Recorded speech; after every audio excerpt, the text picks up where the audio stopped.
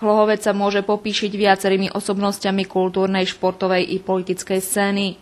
K nim určite patrí majster rezbárskeho dláta Jozef Sajlnacht, ktorý je tvorcom hlavného oltára vo farskom kostole svätého Michala Archaniela.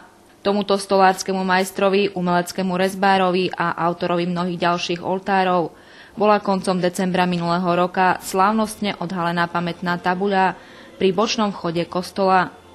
Jeho život i dielo všetkým predstavil riaditeľ Vlastivedného múzea v Hlohovci Jozef Urminský.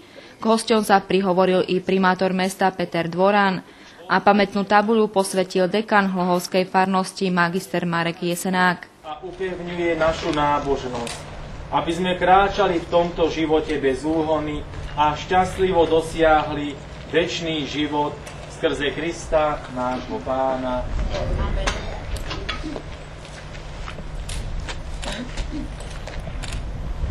Podujatie organizovalo občianske združenie Ex Libris ad Personam v spolupráci s Farským úradom v Hlohovci.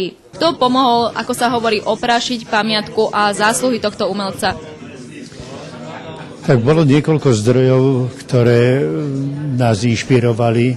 V podstate na pána Sajlnachta si ako Hlohovčania pamätáme už len na jeho dielňu, ktorá bola. A bola to taká záhadná osobnosť pre nás, ako pre mladých ľudí. Tak postupne sme sa dostali k niektorým veciam, ale dosť podstatných vecí sme získali od pána Chmelára, ktorý už predtým sa venoval. Ďalej pán Karol Spál ako zberateľ mnohých takých historických dokumentov, významných osobností, má svoju vlastnú zbierku, v ktorej sa nachádzali niektoré tieto veci. Potom hlavný zdroj bol Hlohovské múzeum, ktoré sa týmto zaoberalo a našli sa ľudia veľmi zapálení.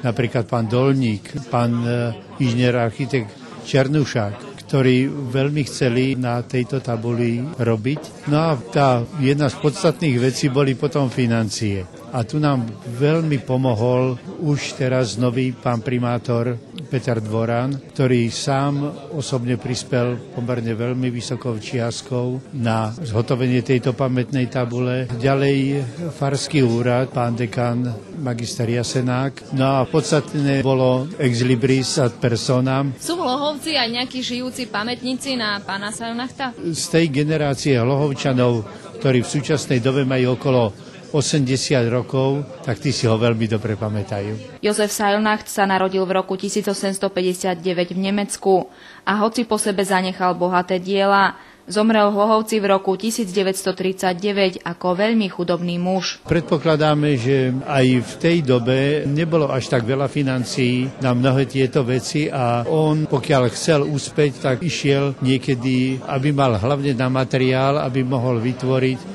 a len malé čiastky financií mu na to zostali. Aj keď okrem oltárov on robil pre mešťanské domy nábytky, ale viacej o tom nevieme. Len to, čo sme sa dozvedeli naozaj z tých dokladov a dokumentov. Inšpiráciou na zhotovenie pamätnej tabule Jozefovi Sajlnachtovi bol náhrobný kameň jeho manželky Heleny, nájdený v súčasnosti už zaniknutom hrobe, ktorý sa nachádza pri hlavnom vstupe do Hlohovského cintorína. Celú záležitosť sme konzultovali ešte pred vznikom samotnej tabule s riaditeľom Vlastivedného múzea, pánom magistrom Urminským a v podstate tak aj vznikla z toho spoločného nejakého námetu s tým, že sme chceli, aby sa tam zachovali pôvodné prvky toho Sajlnachtového diela.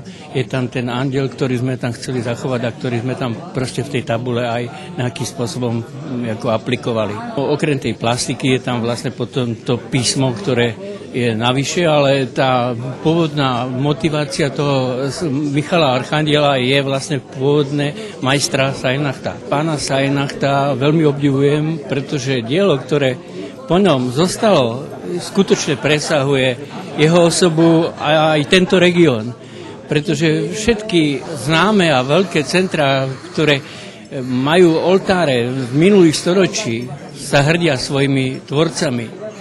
Každé mesto má svojho tvorcu toho oltára a je na ňo nesmierne hrdé. Iba Hlovec bol akýsi taký anonymný. a som rád, že sa to podarilo dostať do takejto miery, že konečne sme majstra Sajnachta objavili a vzdali mu patričnú úctu.